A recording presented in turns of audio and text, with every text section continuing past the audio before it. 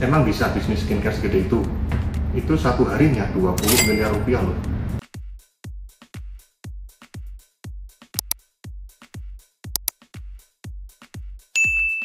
Halo guys, ketemu lagi di Bisnis Guys. Apa kalian tahu MS Glow punya omset 600 miliar per bulan? Emang benar segitu? Kalau per tahunnya jadi 7,2 triliun.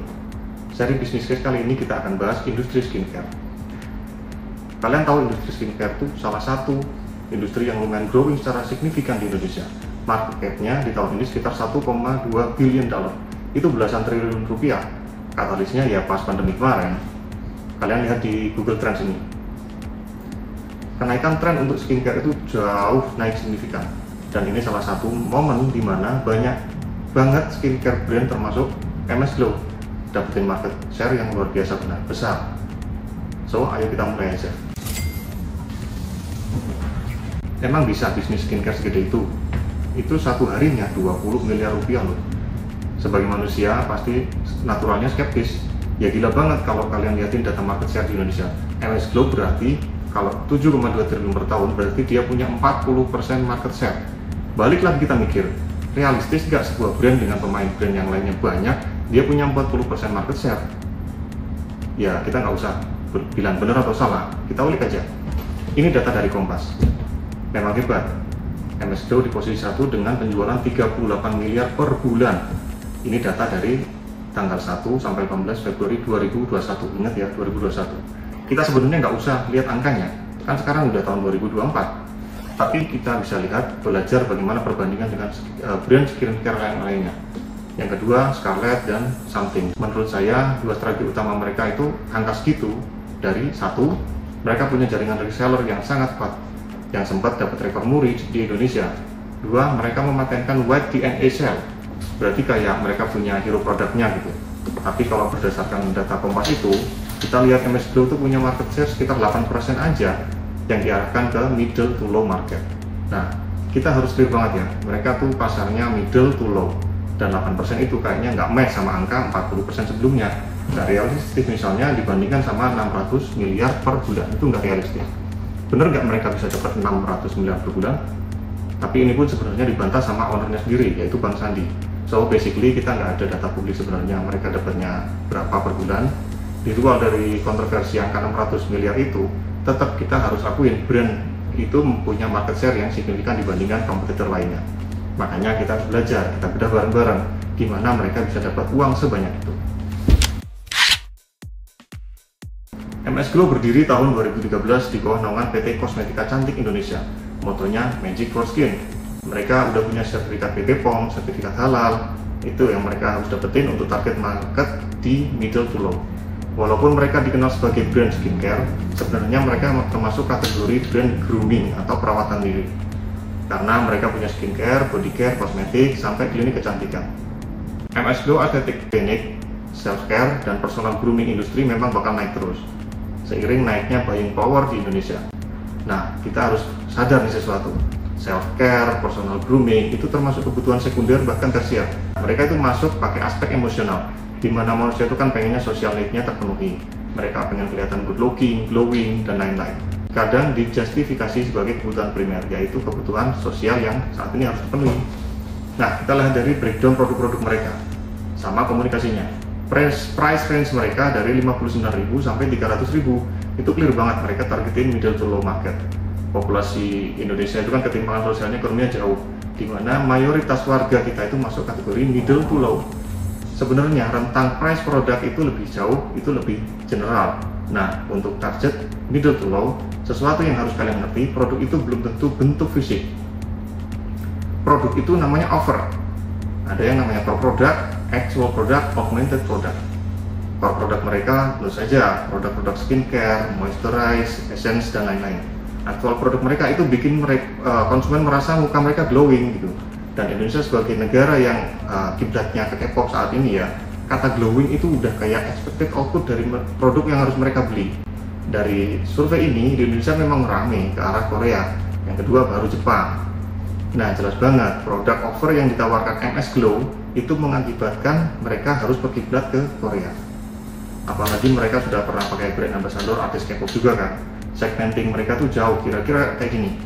dari boomer sampai Gen Z, kalangan middle to low yang nyari Korean skincare.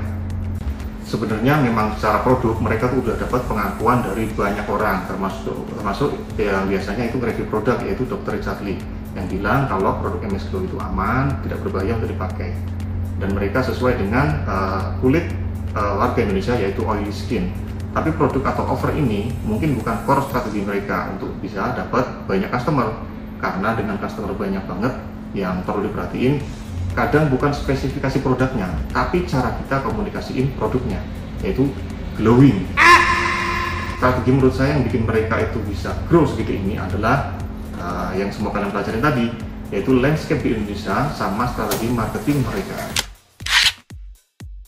Untuk sebuah perusahaan yang buka channel reseller yang banyak, kamu harus punya produk yang menarik untuk resellernya. Artinya produk bisa untung gede buat reseller. Data terakhir kita dapat 3.000 resellernya MS Glow dengan titik penjualan lebih dari 70.000 titik. Nah, salah satu yang harus kalian ngerti soal skincare itu adalah salah satu produk dari industri yang marginnya luar biasa gede.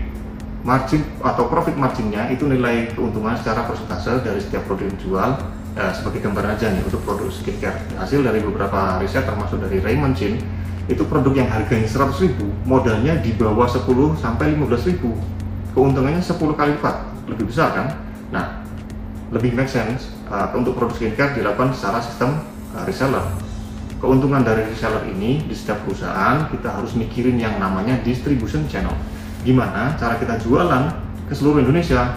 Yang hebat dari reseller ini, kita sebagai company kalau mau buka cabang kita harus bayar. Sebagai company untung dong kalau ada reseller seperti itu, cuannya lebih, skema reseller ini lebih terbuka untuk outlet sendiri. That's a beauty of business model, sesuatu yang biasa kita pelajarin tentang franchise. Untuk jadi reseller, member, agen, dan distributor kira-kira tuh kayak gini.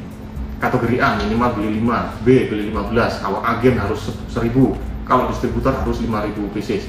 Itu harganya ratusan juta, mungkin 5 miliaran. So basically sebenarnya kalau dari analisa, bisnis MS Glow ini termasuk di kategori B2B2C, dan pendapatan paling besar mereka itu menjual ke reseller ini. Tapi jangan lupa kita ngomong pendapatan berdasarkan data e-commerce, itu sudah termasuk semua marginnya ya. Reseller udah dapat duit, MS Glow dapat duit, paling mentok kurangin deh cuan resellernya untuk tahu pendapatan sebenarnya dari MS Glow ini. Yang sayangnya kita nggak bisa dapat data publiknya. Salah satu yang konsisten dari distribution channel yaitu resellernya, menurut saya yang jadi ujung tombaknya. Semua marketing strategi mereka itu harus pakai campaign, brand ambassador, dan lain-lain. Udah jelas banget kelihatan tujuan dari middle to low marketnya. Dengan behaviornya khas Indonesia, suka K-pop, yes. Suka muka yang glowing, yes. Suka kontroversi, of course. Ngerumpi di bawah pohon, ke bawah pohon yang lainnya, absolutely. Nah, itu mungkin yang kalian nggak suka dengannya ya. Tapi strategi marketing middle to low itu ya begitu. Harus lebih menunjukkan sisi emosional dibandingkan fungsional atau spesifikasinya, karena ada hubungannya dengan literasi atau bahasa, sebenarnya kepintaran dari segmen kelas ini. Untuk bisa ngerti aku suka skincare ini karena khasiatnya gila bener, atau karena dia punya DNA salmon terbuat dari air susu beruang atau sisik nada atau apa. Tapi kalau tidak berlaku untuk middle to low, mereka harus main strategi yang lebih emosional. Bisa kita lihat dari beberapa campaign yang ditunjukkan di layar ini. Nah, kita harus akuin, mereka smart. Targetnya ke kalangan middle to low, yang ujung-ujungnya outcome yang mereka mau itu bukan ganteng, tapi glowing. Merasa glowing setelah pakai produknya MS Glow, dan mereka pol-polan level sponsornya. Ini MS Glow for Men, itu MotoGP loh. Tim balap motor paling mentok, udah paling tinggi udah tuh. Dan official sponsor untuk Formula E. Itu gila banget, berapa duit yang harus mereka gelontorin.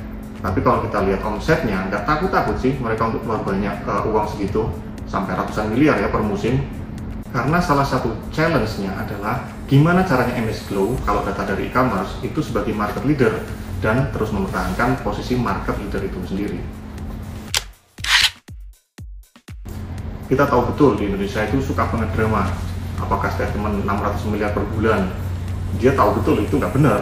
Tapi dia tetap ngomong juga anyway. Tapi untuk semua orang itu tujuannya agar mereka ngomongin MS Glow, termasuk konten bisnis di case bisnis ini. Ya nggak mungkin juga MS Glow mau endorse saya ya kan, lihat aja gitu. Dan salah satu kontroversinya yaitu Paris Fashion Week, beberapa campaign-campaign lain yang kita tahu dapat respon campuran dari netizen. Tapi intinya sesuatu yang drama, yang bikin geger di Indonesia, itu yang mereka incar. Dan salah satu trik itu merupakan strategi marketing kontroversial. Bisa naikin nama sebuah brand asalkan mereka punya counternya atau alibinya. Cuma pertanyaan yang paling penting di chapter penutup ini yaitu, apakah MS Glow bisa bertahan menjadi market leader menurut e-commerce? Apakah omsetnya bisa naik terus puluhan miliar tiap tahunnya? Satu tren skincare di Indonesia yang kita lihat adalah untapped marketnya yang belum dieksplor sebelumnya. Seberapa banyak market atau demografi Indonesia yang belum menggunakan skincare? Datanya ada di satu tempat, yaitu men. Mayoritas cowok itu masih banyak yang nggak pakai skincare. So, saya rasa itu salah satu market yang mereka berusaha penetrasi atau masuki. Tapi salah satu yang paling susah karena edukasinya juga susah. Karena cowok itu males, takut dikira feminin, pakai sabun cuci muka aja udah ganteng maksimal ya kan.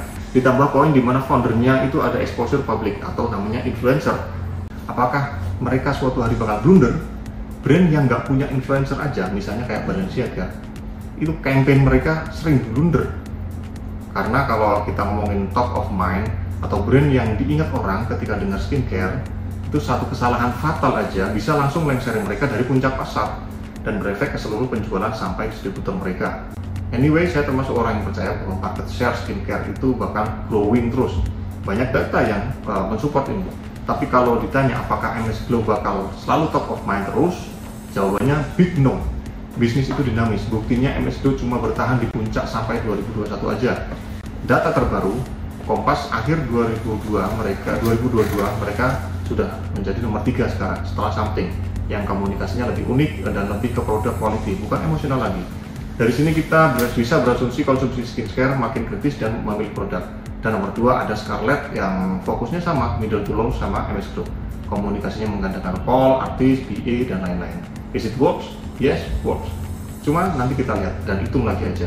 Untuk bisnis ini kan all about profit ya. Apakah market middle to low yang memang paling mereka incar di Indonesia, atau masih bisa untuk dipenetrasi ketika mereka mau masuk ke middle to up bersama Scarlett mungkinnya, yang marginnya bisa lebih signifikan tinggi walaupun populasinya lebih dikit. Again, bisnis itu namanya forward looking machine. Untuk tahu bisnisnya lebih mengembang, kita harus lihat masa depan. Kita lihat tren industrinya, kita buat antisipasi, dan lebih ekstrim lagi, nggak ada yang tahu apakah tiba-tiba skincare bakal hilang. Apakah tiba-tiba trennya bukan lagi Korea atau Jepang, skincare lagi, apakah lebih ke Eropa, atau trennya justru balik ke setelan pabrik, natural, eksotik, tanpa efek pantulan cahaya. We never know. Kalau itu terjadi berarti MS Glow udah kehilangan satu kakinya karena mereka fokusnya ke Korean glowing skin. Intinya, kalau kita bikin bisnis itu yang bisa beradaptasi, itu kunci dari kesuksesannya. Bukan menang di apa yang kita punya sekarang, tapi kita bisa looking forward, antisipasi, dan lihat industrinya di masa depan itu seperti apa. So I guess that's it untuk MS Glow, untuk kalian belajar sesuatu. Dan kalau ada rekomendasi kasus bisnis lainnya, silahkan komen di bawah. See you guys on the next video. Bye.